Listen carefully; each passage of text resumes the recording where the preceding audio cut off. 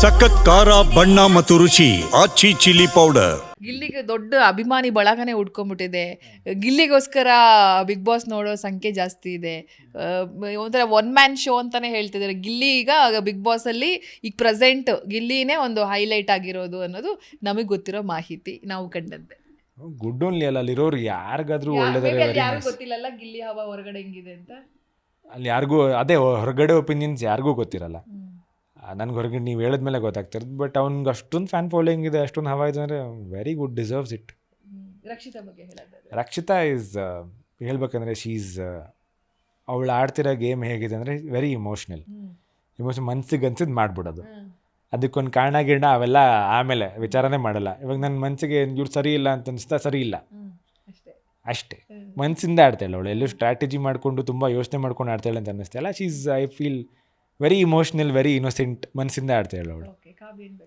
Kavya I feel she is very smart ಅಂದರೆ ಯಾವ ವಿಷಯದಲ್ಲಿ ಇನ್ನೂ ಪಾಸಿಟಿವ್ ಹೇಳ್ತಾ ಇದ್ದೀನಿ. ಟಾಸ್ಕ್ ಅಂತ ಬಂದಾಗೂ ಕೂಡ ಟಾಸ್ಕಲ್ಲಿ it's not about only physically, how to be mentally also very strong. ಅಲ್ಲಿರೋ ಅಷ್ಟು ಜನ ಹುಡುಗಿರಲ್ಲಿ I feel Kavya she is mentally very strong. And ಒಂದು ಟಾಸ್ಕ್ನ ಗ್ರೇ ಏರಿಯಾ ಹುಡ್ಕೋದಾಗಲಿ, ಅದನ್ನು ತುಂಬ ಚೆನ್ನಾಗಿ ಅರ್ಥ ಮಾಡ್ಕೊಳೋದಾಗಲಿ ಅವಳಿಗೆ ತುಂಬ ಚೆನ್ನಾಗಿ ಗೊತ್ತು. ಶೀ is mentally very strong. Spandana is also sweet heart. ಅಂದರೆ ನಮ್ಗಳ ಥರನೇ ತುಂಬ ಜಗಳ ಆಡೋಕ್ಕೆ ಬರಲ್ಲ, ಎಲ್ಲಿ ಮಾತಾಡ್ಬೇಕು ಅಲ್ಲಿ ಮಾತಾಡಬೇಕು ಅನ್ನೋ ವ್ಯಕ್ತಿ. ಆಮೇಲೆ ಅವಳಿಗೆ ಟಾಸ್ಕ್ ಅಂತಂದರೆ ಅವಳು ತುಂಬ ಮೃದು ಸ್ವಭಾವದ ಹುಡುಗಿ.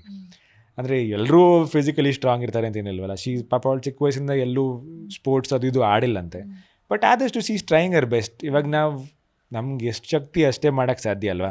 ಅದು ಹೊರಗಡೆಗೆ ಹೆಂಗೆ ಕಾಣೋದು ಗೊತ್ತಿಲ್ಲ. ಬಟ್ ನಾನು ನೋಡ್ದಂಗೆ ಟಾಸ್ಕಲ್ಲಾಗಲಿ ಎಲ್ಲೇ she is given Har best. But ಅಲ್ಲಿ ನೋಡ್ದಂಗೆ ಯಾರಿಗೂ ಗೊತ್ತಿಲ್ಲ ಈ ವಿಷಯ. ಬಟ್ ಸ್ಪಂದನ ತುಂಬ ಸೋಂಬೇರಿ, ತುಂಬ ಸಲ ಬೈದಿದ್ದು ಎಷ್ಟಂದರೆ ಸೋಂಬೇರಿನಾ ಅಂತ. ವೆರಿ ಲೇಸಿ ಅವಳು. ಅಲ್ಲಿಂದ ಒಂದು ಕಪ್ ತೊಗೊಂಬ ಪ್ಲೀಸ್, ಕಾಯ್ತಾ ಇರ್ತಾಳೆ ತಟ್ಟೆಲಿ ಯಾರೋ ಕಿಚನ್ಗೆ ಹೋಗ್ತಾರ ಅಂತ. ಕಿಚನ್ಗೆ ಹೋದರೆ ನಂಗೊಂದು ಚಪಾತಿ ತೊಗೊಂಬಂದ್ಬಿಡು ಎಕ್ಸ್ಟ್ರಾ. ನಾವು ಯಾರು ಹೋಗಿಲ್ಲ ಅಂದ್ರೆ ಅರ್ಧ ಗಂಟೆ ಬೇಕಾದ್ರೆ ಕಾಯ್ತಾಳು ಅವಳು ಯಾರು ಹೋಗ್ಲಿ ಅಂತ. ಅವಳಂತೂ ಹೋಗಿ ಬರಲ್ಲ. ಸೋಂಬೇರಿ ಅಂದರೆ ಸೋಂಬೇರಿ ಅವಳು.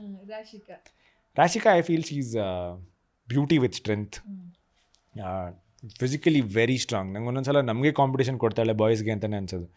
Extremely strong. ಸೂರಜ್ ಬಗ್ಗೆ ಹೇಳ್ಬೇಕಂದ್ರೆ ವೆರಿ ಹೆಲ್ದಿ ಕಾಂಪಿಟೇಷನ್. ನನಗೆ ಐ ಥಾಟ್ ಟಾಸ್ಕಲ್ಲಿ it be very tough for me.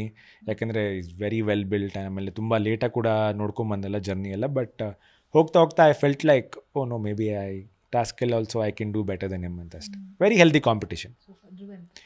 Dhruvanth opinion ಹೇಗಿದೆ ಅಂದರೆ unpredictable. Because in the beginning ನಾನು ವೆರಿ ನೈಸ್ ಗೈ, ತುಂಬ ಒಳ್ಳೆ ಹುಡುಗ ಅಂತಲೇ ಅನ್ಕೊಂಬಂದಿದ್ದು. ಬಟ್ ಹೋಗ್ತಾ ಎಸ್ಪೆಷಲಿ ಲಾಸ್ಟ್ ವೀಕಲ್ಲಿ I saw very drastic changes in him.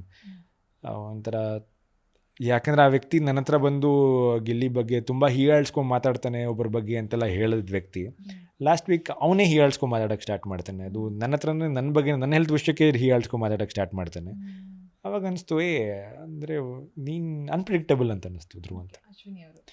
Ashwini ಅವರು I feel she is very strong mentally. ಯಾಕೆಂದರೆ ಅಲ್ಲಿ ಫಸ್ಟ್ ಆಫ್ ಆಲ್ ಅಲ್ಲಿ ಇಷ್ಟು ಜರ್ನಿ ಮಾಡೋದೇ ಕಷ್ಟ. You to be mentally very tough. ಅಲ್ಲಿದ್ದು ಇಡೀ ಮನೆ ಅವ್ರ ಅಗೇನ್ಸ್ಟ್ ಆಗಿದ್ದು ಒಂದು ಸಿಚುವೇಷನಲ್ಲಿ. ಆಮೇಲೆ ಎಲ್ಲರೂ ಅವ್ರನ್ನ ಟೀಸ್ ಮಾಡಿ, ಎಲ್ಲರೂ ಅವ್ರನ್ನ ಟಾರ್ಗೆಟ್ ಮಾಡಿ, ಎಲ್ಲೋ ಒಂದು ಕಡೆ ಅವ್ರು ಒಬ್ಬರೇ ಆಗಿ ಕೂಡ I feel she is mentally very strong.